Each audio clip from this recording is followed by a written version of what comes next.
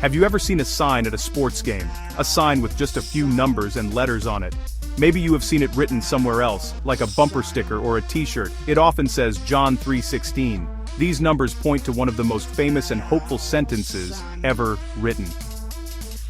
This single verse from the Bible is like a tiny treasure chest. It holds the biggest and most wonderful news you could ever hear.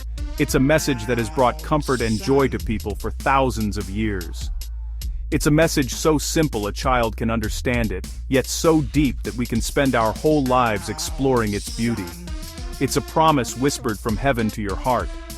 This famous verse is found in the book of John, which is part of the New Testament in the Bible. It tells the story of a secret meeting one night.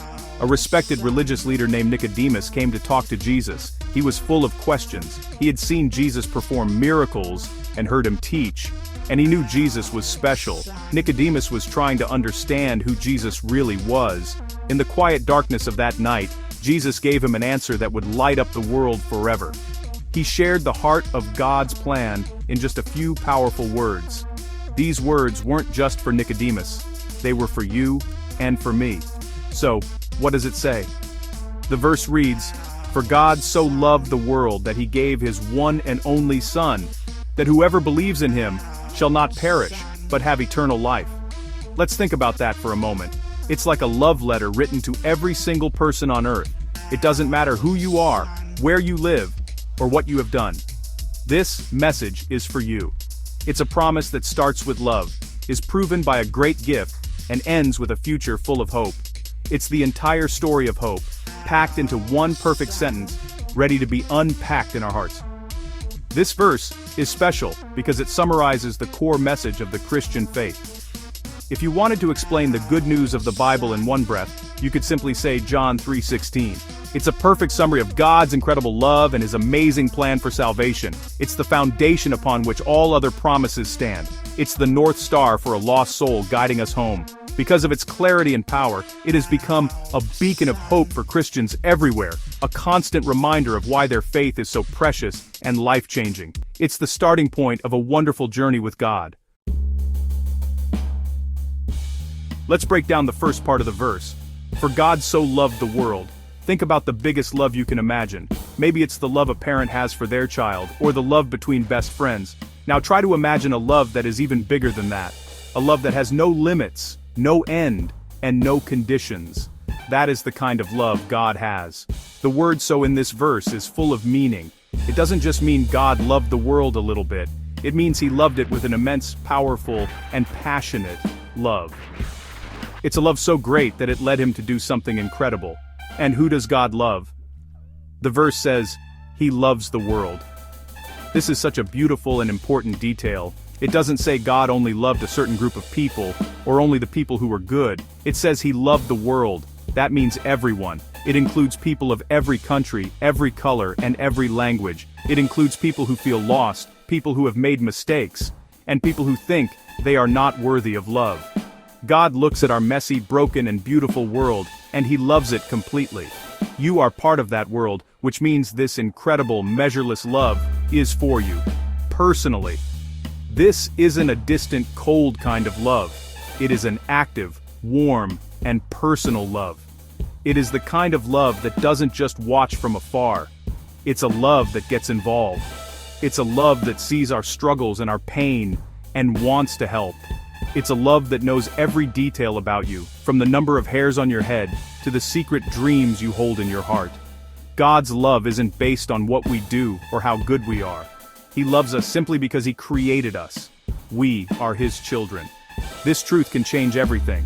Knowing you are loved this deeply gives you a strength and a value that nothing on earth can take away. So, the verse begins with the most powerful force in the universe, God's love. Before we even get to the action he took, we must pause and rest in this amazing truth. You are loved by the Creator of the stars. You are valued by the King of Heaven. This love is not something you have to earn or work for. It is a free gift, offered with open arms. When you truly let this sink in, it can quiet your fears and calm your worries. It provides a solid rock to stand on when everything else in life feels shaky. This is the foundation of the good news. It all starts with God's amazing love for you. The verse continues, that he gave his one and only Son. This is where God's immense love turns into an incredible action. Love is more than just a feeling, it is something you do. And God did the most loving thing possible. He gave something incredibly precious. He gave his Son, Jesus. Imagine having something that is the most valuable thing in the world to you. Would you be willing to give it away? God's love for the world was so great that he was willing to give up his most treasured possession, his one and only Son. This wasn't an easy gift. It was a sacrifice. Why did God have to give this gift? The Bible teaches that our mistakes, which it calls sin, create a separation between us and a perfect holy God. It's like a deep canyon that we cannot cross on our own. We were stuck on one side and God was on the other. But God, in his great love, didn't want us to stay separated from him. So he built a bridge. Jesus is that bridge. By coming to earth, living a perfect life, and ultimately giving his life on the cross, Jesus paid the price for our mistakes. He crossed the canyon for us so that we could be reconnected with God. Jesus is described as the one and only Son, which shows how unique and special this gift is. There was no other way. No one else could build that bridge. Jesus was the only one who could solve the problem of our separation from God. He was a gift of pure grace. A gift of grace is something you receive that you did not earn and do not deserve. We couldn't earn our way back to God, so God, in his kindness, gave us the gift of his Son. This gift is offered freely to everyone. It's not for sale. You don't have to be good enough to receive it. You simply have to accept it. Thinking of Jesus as a gift changes how we see him. He is not just a great teacher or a historical figure. He is God's personal solution to our deepest problem. He is the ultimate expression of God's love. When someone gives you a thoughtful gift, it makes you feel loved and cherished. The gift of Jesus is God's way of saying, I love you this much. I want you to be with me forever. Understanding this helps us see that Christianity is not about following a long list of rules to try to make God happy. It's about receiving a beautiful gift that has already been given.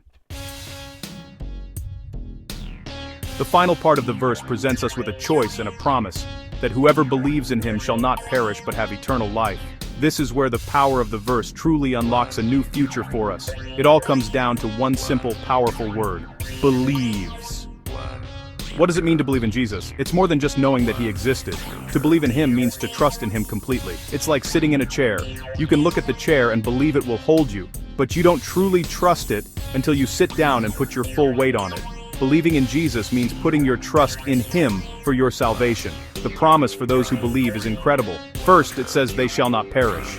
This means we are saved from the final consequence of our sin, which is eternal separation from God. The canyon that once separated us is no longer a barrier. The bridge has been crossed. Our mistakes are forgiven. This is a promise of complete pardon and rescue. It means that no matter what we have done, when we put our trust in Jesus, God sees us as clean and new. The fear of being lost forever is replaced with the security of being found and held safely in God's hands. But the promise doesn't stop there. It doesn't just save us from something bad, it gives us something wonderful. It promises eternal life. Many people think this just means living forever in heaven after we die. That is part of it. And it's a glorious part. But eternal life starts right now, the moment we believe. It means a new kind of life, a life connected to God. It's a life filled with purpose, peace, and joy that doesn't depend on our circumstances. It's having God as our friend, our guide, and our helper every single day. It's a transformation from the inside out. This one verse, John 3:16, holds the key to a brand new life. It tells us we're loved with a powerful, endless love. It shows us that God gave the most precious gift, his Son Jesus, to save us. And it invites us to simply believe, to trust in him, and to receive the gift of a life that never ends. This is a message of pure hope. It offers a fresh start to anyone who is willing to accept it. It's an open invitation from the God of the universe to come home and live in his love, not just for a little while, but forever. It's the best news you will ever hear.